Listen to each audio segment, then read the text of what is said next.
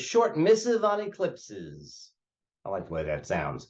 This is going to be a general description of solar and lunar eclipses. It's not about any one specific set of eclipses that you would have to check for with a forecast on my channel or somebody else's channel. My channel. What we're going to do is this. We're going to look at some of the basic astronomy of eclipses, because that's necessary to understand it and to get some of the lore of eclipses, L-O-R-E, lore of eclipses, and understand that. And once we have that in place, we'll talk about eclipses astrologically, how they affect you, me, and everyone, and when they affect you, me, and everyone. So let's get started. Okay, that's the Earth. Okay, that's the Earth. And each month we have both a new moon and a full moon. Now, the Earth is, from our perspective, orbited by the sun. We really orbit I know we orbit the sun, but, it looks like the sun orbits us. And the moon. The moon is represented by this pale yellow, somewhat soft lemon. And here is the sun as this orange. Okay, so at a new moon, what happens is that, well, let's start with a full moon. At a full moon, the moon and the sun are on opposite sides of the Earth. And so the disk of the moon is fully illuminated by the sun. At a new moon, the moon and the sun are in the same part of the sky. Because the sun is so bright, we don't see the moon the same way we don't see the stars. They're there during the daytime, but we can't see them because of the light of the sun. Same thing with a new moon on a usual new moon.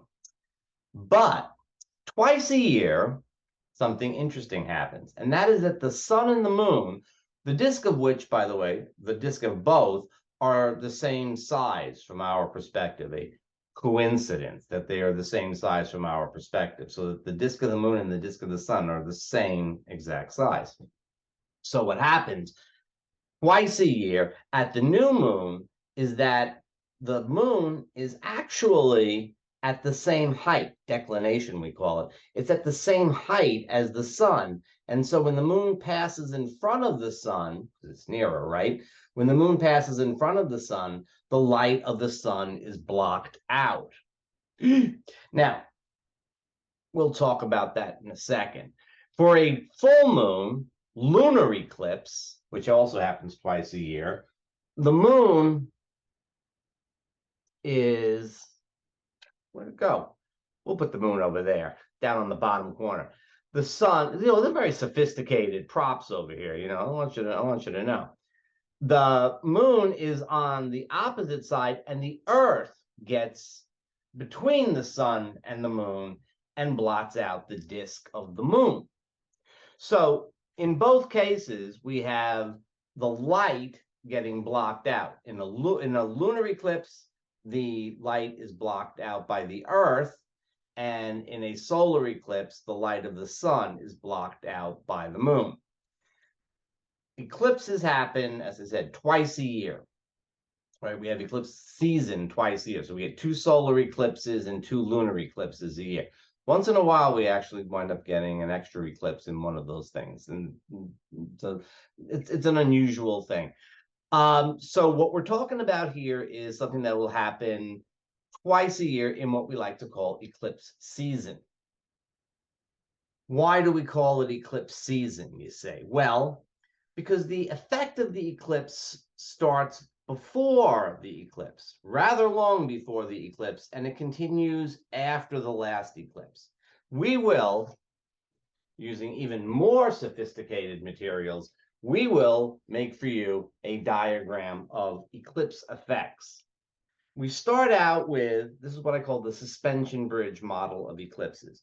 We start out with the basic level of freaked outedness in the collective. Should probably be rising instead of being steady, but we'll leave that alone. At the eclipses, whether it's solar or lunar, we have peaks of freaked outedness, and in between them, We never really get down to baseline.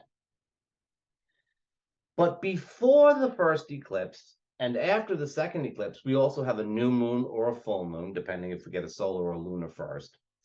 And so after that lunation, 2 weeks before the first eclipse, we start rising towards that first eclipse. And after the last one, we descend to the next lunation, the next new moon or full moon, in a descending motion. And you can see why I say that this is the suspension bridge model of eclipses, right? It's like a suspension bridge. You drive across them, right? So we have this sort of general level of freaked outedness that lasts that's 6 weeks if we're talking about a normal set of eclipses, and it lasts 8 weeks if there's an extra eclipse thrown in there. It sort of makes it a little bit longer suspension bridge. Okay, so what happens during this period of time? Well, the level of freaked outedness raises. The general level of freaked outedness for you, me, and everybody gets a little bit blown out of proportion. That's the main thing that happens with eclipse season. And there are two really important things to remember about this. The first is that whatever you're freaking out about probably does deserve your attention. You're probably not making it up out of nowhere. You should probably pay a little attention to it. The second thing that you should know about eclipse season is that you're seeing things blown out of proportion. You're seeing them through a fisheye mirror. Everything looks bigger, better, worse, whatever, than it otherwise would. So, yes, you should be paying attention to whatever is freaking you out, but it probably isn't quite the big deal that you think it is. That right there is your whole big lesson. We have two eclipses, 2 weeks apart. One's a solar eclipse, one's a lunar eclipse. You can go in either order. And from the lunation beforehand, from the new or full moon before the first eclipse, all the way through to the lunation after the last eclipse, we have an elevated level of freaked outedness in the collective and in our personal lives. That right there, that's the real takeaway for most of us. Now, why are eclipses such a big deal? Well, we understand what they are now. We understand about the sun and the moon. But imagine back in the day. Imagine back, before astronomy, just way, way back in the day. And it's 2 o'clock in the afternoon on a bright, sunny day. And all of a sudden, the sun goes away and the stars come out. This is a scary thing. And I'll tell you, if you see a solar eclipse, it's a little scary. Even though you know what's happening, it's a little scary. Lunar eclipses, yeah, they're not quite as scary, I don't think. They are impressive, though, as the moon goes away. Now, the general terror of a solar eclipse, I hope the sun comes back, that they must have been feeling in the day, and which we kind of resonate with because these things are deep down in our, ancestral histories. And the freaked outedness that comes with the full moon disappearing, which is another thing that just, it's not normal. Not normal. You're not comfy with it. It's not normal. Got a little compounded because in time, leaders, the king, we'll just say the king got associated with the sun king. So when the solar eclipse blotted out the sun, this was considered to be very, very bad news for the king. This is bad for royalty. The sun is always there. It's always shining its light on everything. It is all powerful. Well, maybe not. And that adds the additional layer, a more recent layer of fear about eclipses, particularly solar eclipses. Lunar eclipses, if you're out, at night and you're out in the wilds there, you're a nomadic tribe or something like that, you like full moons because you can see what's going on. Maybe more is going on, but you certainly like to be able to see what's going on. And if the moon goes away, it's very unsettling. And, eclipses are predictable now, but because we can't always see them from everywhere, they were rather unpredictable back in the day. You had to just sort of hope that the sun didn't go away someday. You didn't know that, well, yeah, we had an eclipse 19 years ago. We'll probably have another one coming up soon. So it was definitely a very unsettling time. And that unsettling energy continues to infuse us. Now, solar eclipses are new moons, right? So solar eclipses are seeding times, times when we feel things being planted, but we don't know what. New moons are a little vague, remember. New moons are not the most overt thing. As we come into a solar eclipse, we tend to feel a sort of loss of control and this sort of sense of impending something or other happening. It's this sort of impending sense that is part of a solar eclipse. It's not too frequently that something big happens on a solar eclipse. It happens. There's got to be some triggers around and stuff like that, but it's rare. Solar eclipses tend to be much more internal. We feel something is happening, but we don't know what. Calm before the storm sort of feeling, impending. And if it could be impending dread, but we feel some big change coming.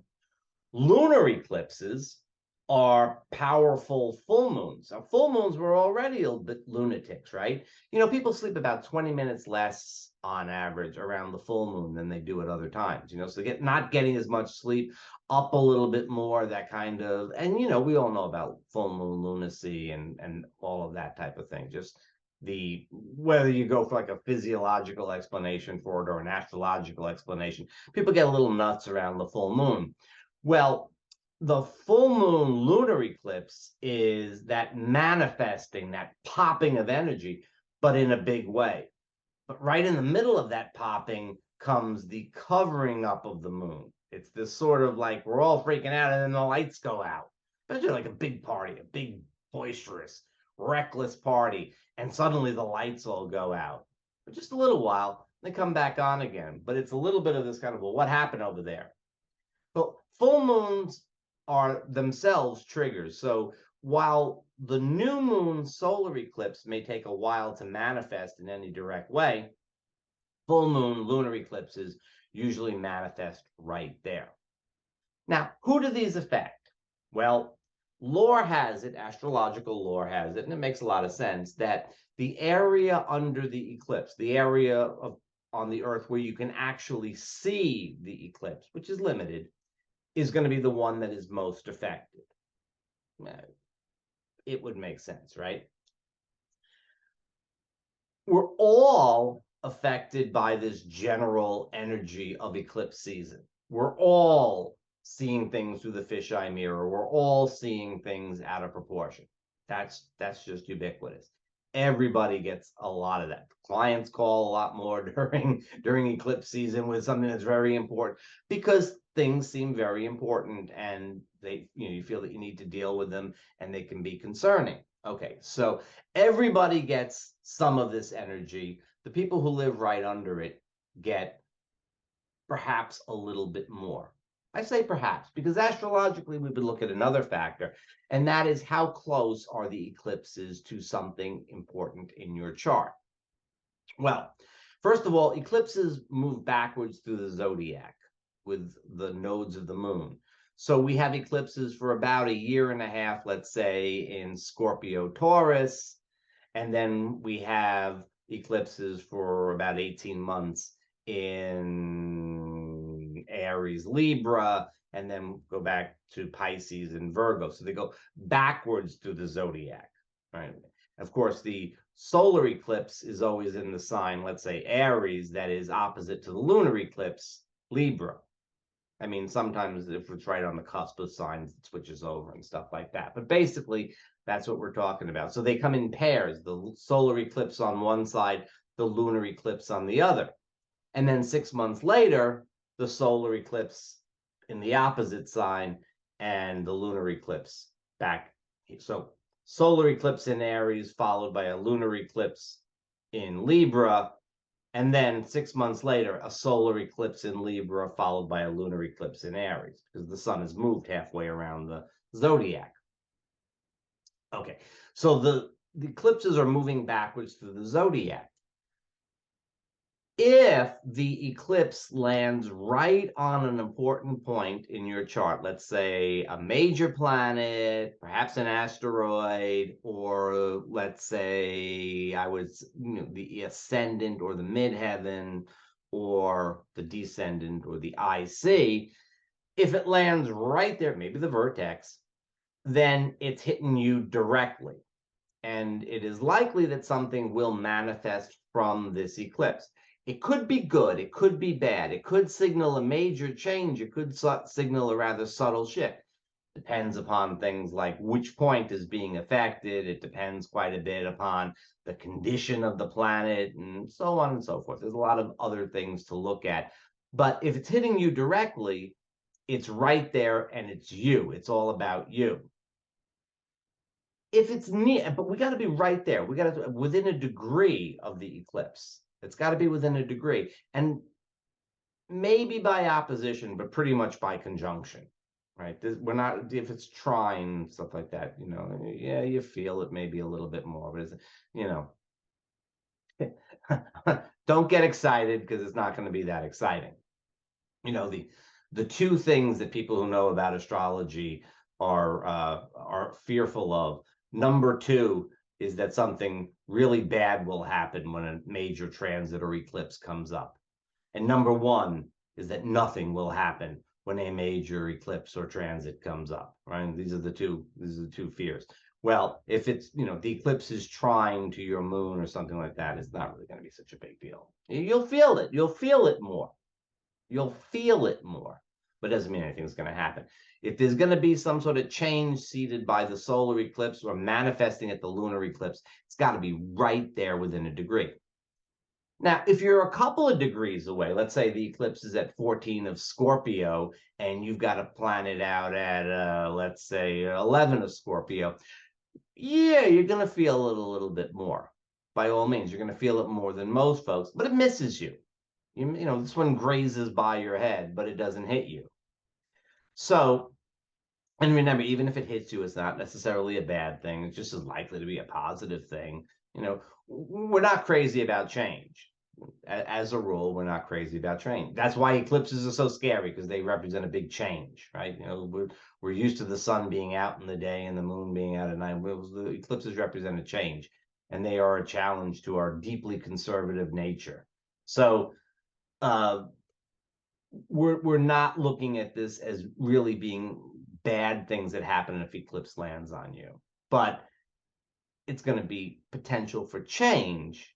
And still in all, like any transit, I mean, you probably have a degree of control, at least, probably a large degree of control about how things work out. But if it's right on you, you're going to feel it. If you're nearby, it's going to miss you, but you're going to feel it more than others. This is what I like to call the thunderstorm model of eclipses, for the following reason.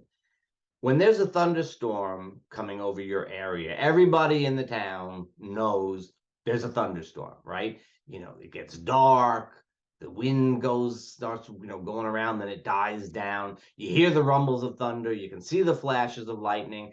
Everybody gets that thunderstorm vibe. It's raining. Your house doesn't get hit by lightning. You don't get hit by lightning. Right? That's what we all feel during an eclipse, if there's a thunderstorm going on. Okay. If you have a nearby degree, right? If you have a degree that is hit by the eclipse, then indeed lightning hits your house. Hopefully you got a lightning rod. Hopefully you got a lightning rod and it's not going to be a problem for you, really. Okay, it's a little scary. Thunder's really loud, but you're going to be okay if you're right on the degree of the eclipse. If you're nearby, it's like your neighbor's house gets hit with the lightning, right?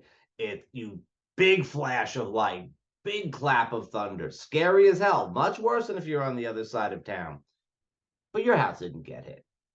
We have sympathy for the neighbor and stuff like that. I'm just saying, we're talking about eclipses here. And if the eclipse is at 14 Scorpio and your stuff is at 11, you didn't get hit by the eclipse. But again, even if you do get hit by the eclipse, it matters a lot what the condition of the planet is, what the planet signifies. And there's a million things that we could consider about this. So it's not like an eclipse on a point in your chart is going to be necessarily even that big a thing. I've had eclipses on important points in my chart, and I mean, they manifested and they manifested as predicted, and some were good and some were kind of crappy. You know, I'm still here making YouTube videos, so will you. So will you, more than likely. Probably not the eclipse that's going to do any of us in. So there you have it. Solar eclipses are powerful. New moons, something is seeded. When does that seeded thing manifest? It manifests when it's triggered. Right? And keep in mind that most solar eclipses are triggered on the world stage. So most famously, the solar eclipse on the world axis, not just any degree, on the world axis at 0 degrees Cancer in June of 2001, it was, the whole tense time, everything that we would expect. Nothing really happened, though, on the eclipse.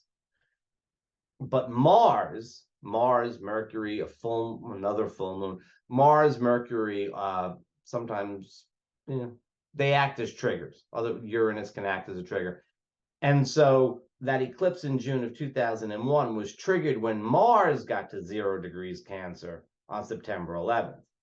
Now, that's a very, very dramatic example because the degree was on the world axis. It's 0 degrees of cardinal signs, would be 0 degrees of Cancer, Capricorn, Aries, and Libra, extra powerful for things happening on the world stage. So other than that, we look for things that would maybe hit countries, the sun of a country, the moon of a country, that type of thing. But generally speaking, eclipses are nothing to be afraid of. It's probably true that unlike other transits, if they hit your chart directly, it's probably true that you have that sense of things being a little bit more out of control. But it doesn't necessarily mean that something bad, good things happen when they're out of your control. Well, do you really know what you're doing all that much that things couldn't be a little out of your control? Really, so don't take it badly. But for most of us, eclipse season is just that jangly energy of everybody being a little extra. And it's not that it isn't problematic. It isn't that you're not going to find people who are being obnoxious or freaked out. It's not that you're going to not see a little bit more trouble on the world stage, if we can fit more trouble into the world stage. It's not like things aren't going to be ramped up during eclipse season, but more or less, most of the things that you're concerned about are not quite as dramatic as you see them. Okay, now you have to follow up and watch about the actual eclipses that are going to be taking place every 6 months. And I'll see you then and before then.